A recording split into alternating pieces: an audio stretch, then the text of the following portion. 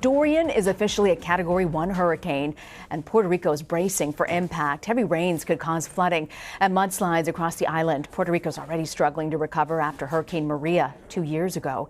CBS News weather producer David Parkinson has been tracking the storm's path. What do we know, David? Yeah, we got big updates here. So now Category 1 hurricane, also landfall right here in the U.S. Virgin Islands. That is the eye of your storm. That is an eye wall there, making landfall not only in St. Thomas, but also towards St. John, then back towards the BVIs as well. You can see the back side of the eye making its way through Culebra right there. That's Vieques right there. And all of these bands will start to sort of push back towards Puerto Rico. But notice, if the storm is here, that means it cannot possibly, it's not going to take a due west track, it cannot possibly make landfall in Puerto Rico. That means Puerto Rico has dodged the bullet of what is now Hurricane Dorian. But as we take a look at the satellite on this system, you can see there are some puffs that are starting to billow up there. The storm is getting stronger. It is getting better organized. It is continuing to move to the northwest at 13 miles an hour while it is over the U.S. Virgin Islands. And again, there's going to be plenty of rain headed to Puerto Rico, but they are not going to be dealing with the worst of this storm. So where is this storm going to be going? Well,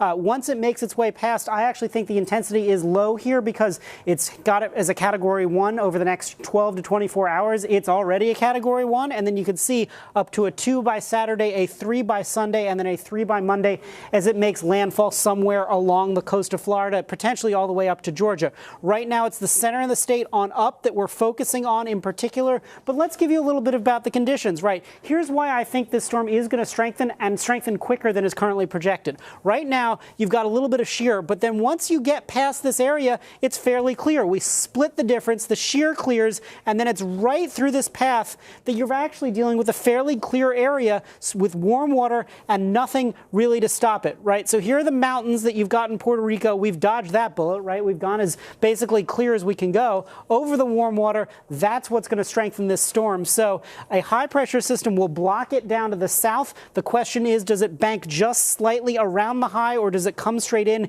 Here are your forecast models. Here's the interesting thing. We already know we can discount a bunch of them because here's all of these right where the storm is, and then here's a bunch of them that have initialized wrong. They're already too far west. They were taking it over Puerto Rico. So we can discount those, a lot of these that had sort of a southern more projection, right? So let's go ahead and erase those, re-show you our spaghetti plots, and you can see we're fairly confident now in a landfall somewhere in Florida, most likely from the Space Coast up to the First Coast, and then potentially into the low country there. Does it make the curve? Does it come straight in?